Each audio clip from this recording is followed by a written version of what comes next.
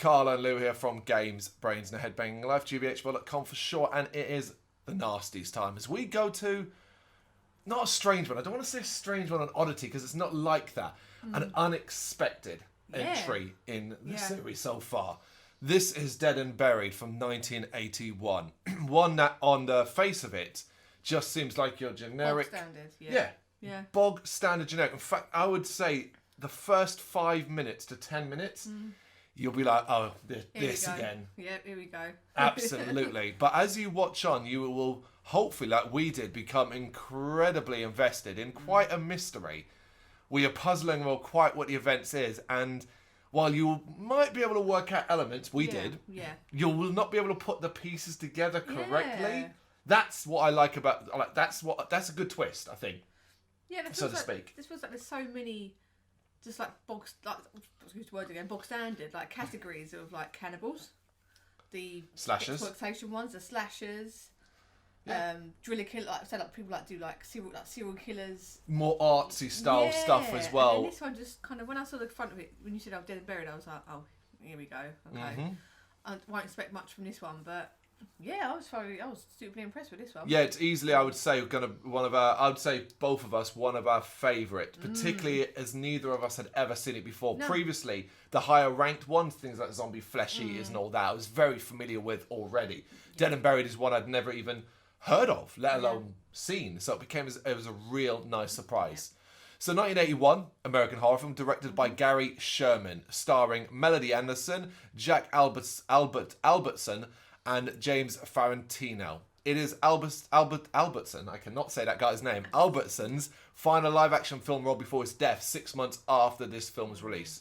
Now, if you're thinking, where do I know that name? Or, like us, you're watching it going, why is that voice so familiar? Why does that voice of this, who will eventually be an evil man and twisted and dangerous, why does he hark back to my childhood? When he got angry for me, that's when it twigged for me and I said it. Right, yeah, because the moment you said it, who it was, I was like, oh my God, of course it is, because this voice, I couldn't really place the face, but the voice, every time he spoke, I was like, where have I heard this voice before? So, Jack Albertson, more famously, played the role of Grandpa Joe in Charlie and the Chocolate Factory. Because when he got annoyed, I was thinking, oh, this is his voice when he's shouting at Willy Wonka for being a fraud. That's, as soon as he said it, was like, oh my God. So I was stunned, because I'll be honest, I can't really point at anything I've ever seen him in beyond The Chocolate Factory. Yes. The obviously iconic movie of Roald Dahl's book. Big memory. And I think I read that he was quite ill for the premiere, but still went along. Well, he died 6 months later after its release, so that says quite a lot. Yeah. But you might think, well, wow, how distracting is that? Hopefully it won't be. If you instantly see him and get it, you might be a little more distracted at first. But hopefully, I think the role he does here is so interesting and so different to, obviously, Grandpa Joe, that I ended up really enjoying him, you know?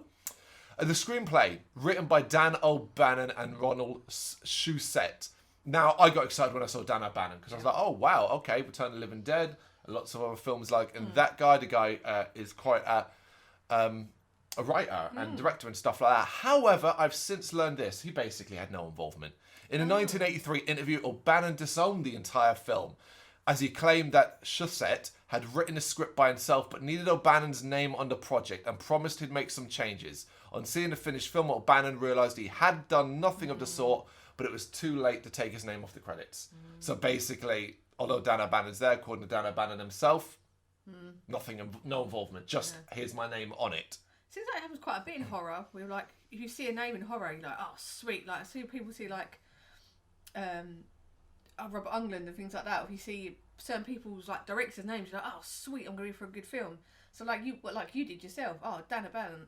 Yeah, exactly. I'm gonna be for a good time. And obviously, yes, like you go, well, we made a slight. You probably make one change. We changed the character's name. And yeah, exactly that. I mean, you mentioned Robert Englund because obviously Robert Englund is actually in this. He's not actually like starring or anything like that, but he does pop up in it. So it was kind of nice as well.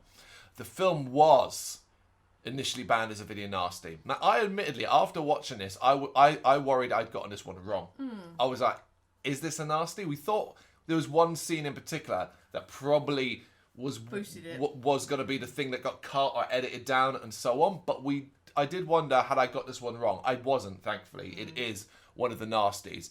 But it was acquitted of obscenity charges and removed from the Director of Public Prosecution's list. It was originally released with 30 seconds cut in 1990 before being released uncut in 1999 and was not prosecuted, which all of that completely makes sense. I think likely 30 seconds, maybe 2 seconds of the eye, where the guy gets stabbed in the eye with a needle, because in this movie you see the needle go into the eye. I reckon there's 2 seconds cut there, as you just don't see it go in, and probably just little tweaks here and there, but some of the more violent ones, maybe the fire death at the start, less extended, maybe where Dobbs is injecting himself at the end, that was cut down. And also there's obviously when they do like the stop motion filming of the woman's face being come back together. Oh, that was probably a big part of it. And they show him putting the eyes back in, and that's quite drawn out scene. So maybe parts of that they thought was a bit too prolonged. It seems like there might have been scenes here that had a couple of seconds trimmed off, maybe for length, because it's like, well, if it's obviously famous in horror.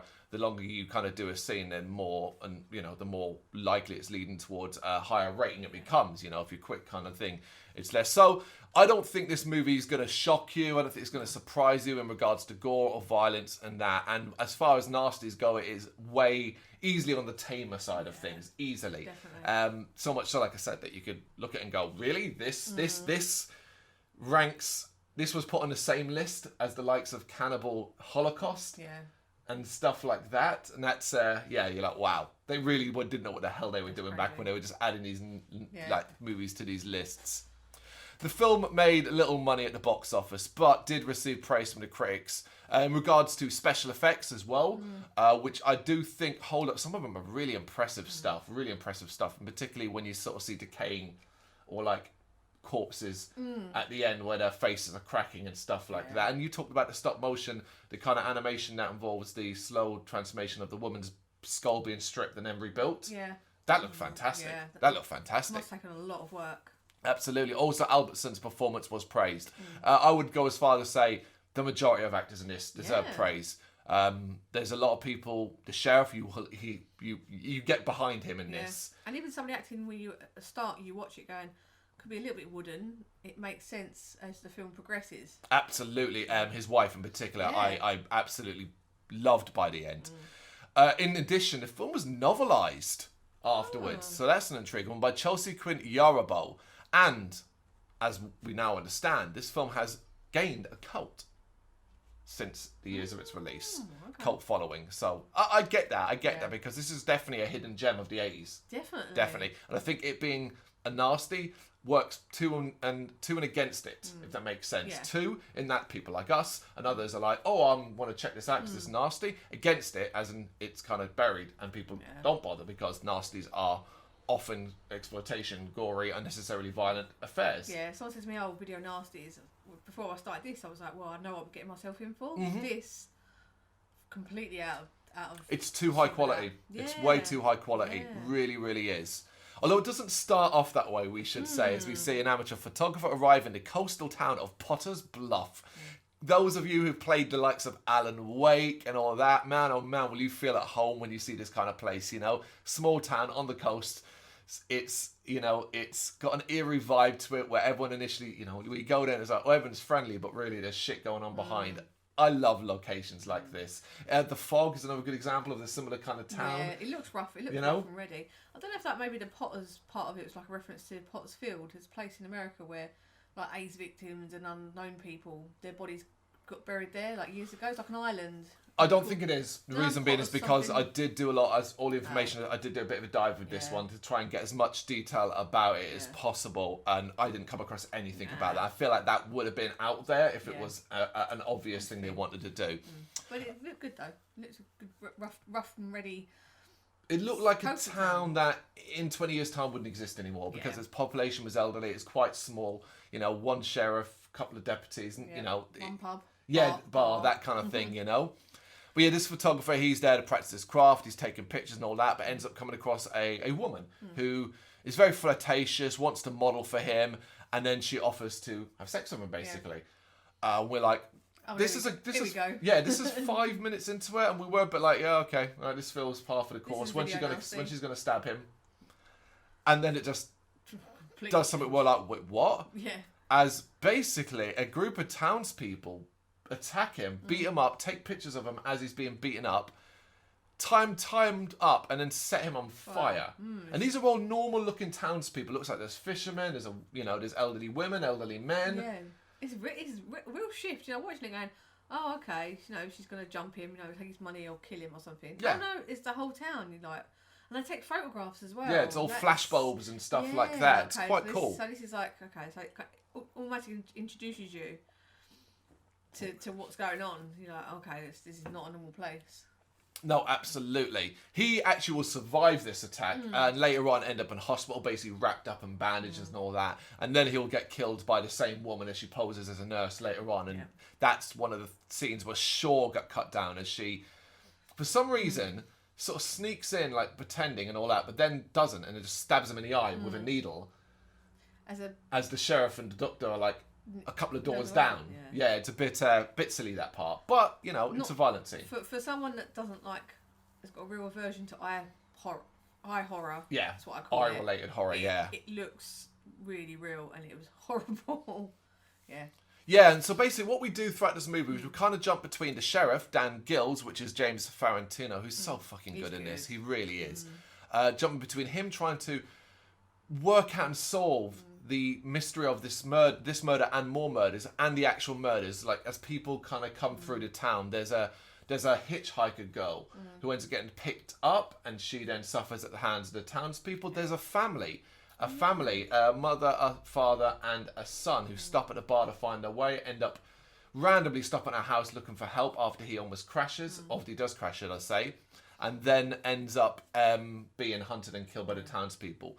That's kind of how it is. Those moments feel very slasher-esque, but I do like a lot of someone's had, like particularly their family, for example. I like how that's shot because they're using a lot of spotlights outside this house, so there's a lot of light coming in from the window. But then you get a lot of shadow play and stuff like that. That can be quite fun. But yeah, so Dan Gills, he's the sheriff. He's very likable. People seem to enjoy him. He's married to a local woman as well. And alongside Dobbs, which is Jack Alberton, who's the, I say, eccentric, unusual coroner / mortician. I mean, people do say that job, you have to, not be weird, that's not the wrong word, but you have to have something, there has to be something about your personality to kind of just deal with death and get on with the job, because otherwise you couldn't do it. So there has to be part of you that kind of just focuses on the because he wants to make, he calls it his work of art. Yes, art. So he obviously does makeup on corpses and things like that for open casket funerals and things like that. And yeah, I think you would, like, everyone's got to have pride in their work. And why is it any different for someone that does as a mortuary assist? Well, he runs it, doesn't he? So he's like the boss of it. So yeah, eccentric, how passionate he is, but not in the fact that he wants to do a good job. Yeah, although he comes across a little bit sinister, I don't think he comes across overtly. So while you can quickly point the finger of blame at him, there's enough things going on around you to make you go, maybe not. Particularly like later in the movie when he comes to the sheriff himself to report a body, which going missing, which I thought exonerated him, but realised at the end, no, that why wouldn't he report the body going missing? To him, what he's doing isn't a problem. Yeah. Like, so, I mean, that aspect. So he doesn't really see crime in the same way as we perhaps do. And like, him and Dan Gills, James Farentino, they have good chemistry. I really like a scene. It's so silly. I really like a scene where his assistant comes to tell him like the sheriff wants to see him, and then he has this banter, Albertson, with about the joint, the weed, while the sheriff's standing behind him and the assistant's going like that kind of thing. You know, it's actually quite funny. Because at first you think he's being like an old doddery geezer, and then you go, oh, he knew he was there all like. He says to the sheriff, excuse me winding up my assistant kind of thing. You know, it's good because it's just kind of puts him. He's sharper than he seems. Yeah, absolutely. But there doesn't seem to be much rhyme or reason to these killings. We say we've got this family. Like another one is a local bum, a drunk, just gets murdered on the docks and stuff like that. It's a random set of people, but it seems to be ramping up and occurring regularly, which is obviously causing a bit of a problem for Dan. He feels the link relates to the photographer, who initially is alive, but he then also discovers that his own wife might have more dealings. Now, I love this in that fact that suspicion is dropped on his wife that she might know this photographer who's from out of town. And some people suggest it by offering, like the local hotel clerk, by offering, oh well, she was talking to him and she knows him and stuff He's like that. fun. Yeah. And then, but then he'll talk to his wife, and she will do an incredible job of basically explaining away everything. So it makes Dan look unreasonable and jealous. Yeah, and it's gaslighting to a degree, but it's fair because it's like, and like for example, when a great example of this is where she says that she met this photographer to buy some equipment for the school, but when he sees the principal says no, that was not the case. So that adds even more suspicion in her. He eventually obviously confronts her about that, and in a throwaway line when they're just driving around, we hear her say, "Oh, thanks for spoiling that. This principal wasn't supposed to know." Yeah. And it's like, oh, that's so good. Yeah. Like that completely. Yeah. Yeah, and later on, Dan finds like books and stuff on sort of witchcraft and voodoo. voodooism.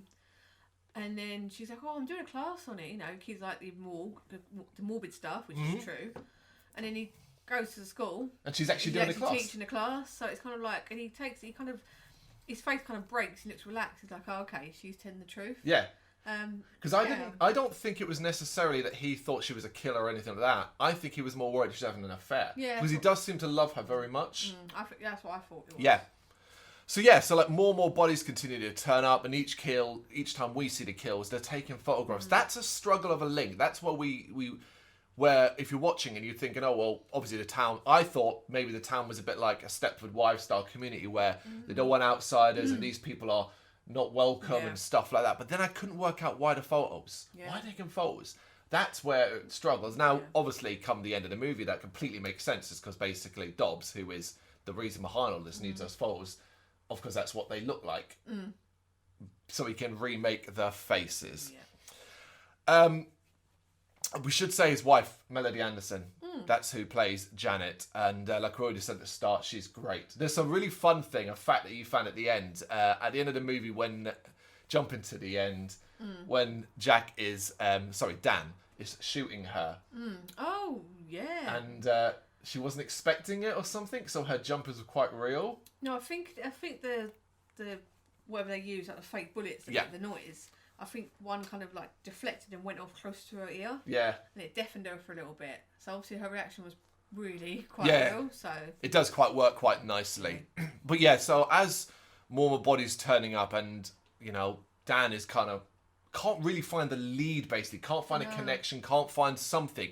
It's like he's got all these little bits, and that's why it's such a great film to watch, because we're following along with him in the same situation. With all these little bits, and we're just looking for something like a missing piece, a puzzle piece to put in, and then the picture will make sense, or at least start to make sense. And it's interesting when Stan's trying to find clues, he finds when the family go past him, he thinks it's a hit and run, and he finds like there's some sort of like fragments of something left on his car. That's the next section we were going to talk about. No, absolutely, you're right. This is the next sort of significant step as the family this is where the family are kind of racing off down the road, and he goes to chase after them, seeing a speeding car, but he actually hits someone with his squad car, and he gets out. The person gets up, but the arm has been left on the front of the grill, and it kind of twitches.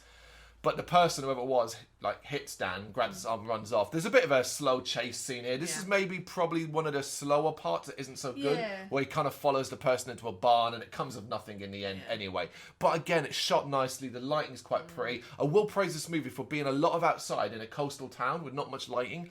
They make sure to light all the scenes with these big spotlights and all that, and it's not distracting. No, it just means you can kind of follow and see what's going on, and I really like that. He does, as he's saying, scraping some of this sort of leftover flesh from the grill and takes it to the local doctor, and that doctor will end up revealing that tissue sample is of someone who's been dead for months. That doctor does end. That's one actually we didn't acknowledge in regards to the nasty, how he dies. He gets acid pumped into him, doesn't he? Into his face. Wow, we forgot about that. Yeah, it's quite a violent one. Yeah. It doesn't look... It's not a great effect, because obviously, when it cuts it, it's quite a fake model face. But I kind of forgive it. It's 81. I like the death. Yeah, it was quite brutal. Yeah. Dan inevitably, obviously, starts to grow suspicious of Dobbs. Because Dobbs, as you say, he has this... You already said it. He's got this obsession with art and talks quite a lot, Dan, about making women, their bodies looking beautiful. The Hitchhiker is a great example of this. She's brought in and her face is basically being crushed. Yeah. It's the one where we get that slow, almost stop motion style effect of it being torn down and then rebuilt. And it's done in a way, obviously, when it's rebuilt, it's just her actual normal face. But it does make him look like a bit of a genius in regards to making them look really pretty. But when he talks about, open caskets and how he gets offended, right? He gets offended when Dan forces him to bury a body in just a wooden box where you can't see the body and all that. He gets offended and angry about that. I kind of get that. The Hitchhiker, her reconstruction, it reminded me of Return of the Living Dead. Yeah. The Tar Man, that kind of... Yeah, or I would go as well, the critters, when the bounty hunters are changing faces and you see it sort of melt down and it comes back into... I really appreciate it. I mean, I do get Dobbs's kind of theory on Absolutely. it. It's kind of like some people say they don't want to be buried anyway because they just feel like they're going to rot. And some people don't like the idea of that. I get it's the same with him, like, I did all this work. I don't want to be buried. Yeah, the only thing, I get it to a degree, but the only thing my only part of that goes, well, it's not up to you, my friend. Yeah. If you choose to do this work, it's up to how the family perceive and stuff like that. But so Dan begins to really be suspicious of Dobbs, and then going into a background check. Basically, there's a number of things happening for him at the same time. Development of film that he will eventually end up watching, and that will reveal an incredible amount of detail. So his wife asks him to get some film developed and stuff like that, and initially something that just seems off the cuff because of everything that's happening and her potential connection. He ends up going a bit deeper into that, and he will end up watching that film, and man, is there some reveals in that. But as well as that, he discovers that Dobbs was formerly the chief pathologist in Providence, Rhode Island, where he was sacked 10 years before for conducting unauthorized experiments in the county morgue. So that's kind of his connection. That's almost all the pieces fall into place. You're like, right, okay, but you're still stuck with this. What's going on? Like, you still don't really understand what is going on. We did, you do start to think, okay, so it's reanimated dead potentially, or it's corpses and all that, and then it's the whys and stuff like that. So he does end up confronting Dobbs, who admits basically he developed a technique for reanimating the dead, and all the townspeople are reanimated. Basically, it's old school zombies. Old school zombies. Voodoo style zombies where he's reanimated them, they're under his control, and he's made them all look beautiful. E.g., this is the most, it's almost like House of Wax to a degree, where they're wax figures but moving around and with some level of memory and so on, that kind of thing. Because what he's done is he often gives them, if they've come from out of town, he gives them new jobs, and we see this throughout the film. The photographer, which is a major link in this, suddenly is the gas station attendant. There are scenes where we're like, oh, that's the kid who was killed with the others. And, there's the drunk, just in the background, in the new role, but not the same as it before. It leaves you wondering if you're getting lost. Yeah, you're thinking, am I watching this properly? There's a bit where I think Dan's almost trying to test his wife throughout this as well. So, he takes her to see the gas station attendant, who's the photographer she's supposed to know. And she looks at him, doesn't bat an eyelid, doesn't mention, I didn't say, oh, hello, how you doing? Nothing at all. And he's on his face like, oh, okay. Something extra. There's so much more to this now. Yeah, it generally is so praiseworthy. So basically, Dobbs' entire thing, there's not really a villainous plan to it. He's not all like, ha, ha, ha, I will get you, my pretty, that kind of thing. It's simply, I'm obsessed with making these people look beautiful. The problem is that obviously it's makeup and it's effects and stuff like that on his side, so he constantly has to touch up the bodies, and we kind of see this as the strain of what's been going on a lot of the townspeople, and Dobbs is trying to keep Dan busy as he hasn't been able to keep up with the townspeople's needs. So you start to see some of them have cracking faces and all that. It is quite good, and basically he's using the corpses he's already reanimated to give him new corpses. Now, I do wonder, and I do think this is a little bit of a problem. Why now? Yeah. Like, it's not like Dan's brand new in the town. They do make a point just earlier in the film to say he's only just come back to work in a small town because he married Janet and stuff like that. But why now? And why has Dobbs ramped up so much that they're killing constantly? Maybe he's getting older? I don't know. No, it's not something that's explained. I know you love to do this. You love to do this where you offer up an explanation that just doesn't exist. Yeah, I know. And there's nothing there. It's simply this. It's a movie. We needed it. Let's not worry too much about it. So Dobbs also shows, this is after as well, that Dan has seen the video the footage, which basically shows all the murders and stuff like that, including his own wife in bed with another man. Yep. And she stabs this man in the back, what all the townspeople watches. That's enough for him. He's pretty gutted and heartbroken about this. And Dobbs does reveal that Janet is a corpse, but she's also one of the first, and that Dobbs gave her as a gift to Dan.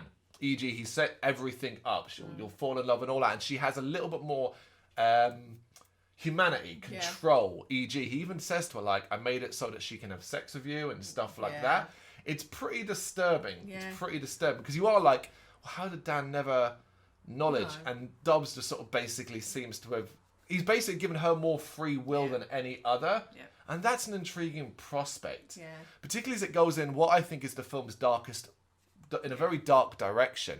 That she appears in Dobbs' office, her face is beginning to crack as well, and Dan's ends up shooting her several times. This is where we talked about the gun thing, and how she reacts, because at first she's a bit Stepford wife-like, but after shooting her several times, she seems to almost regain a certain level of humanity.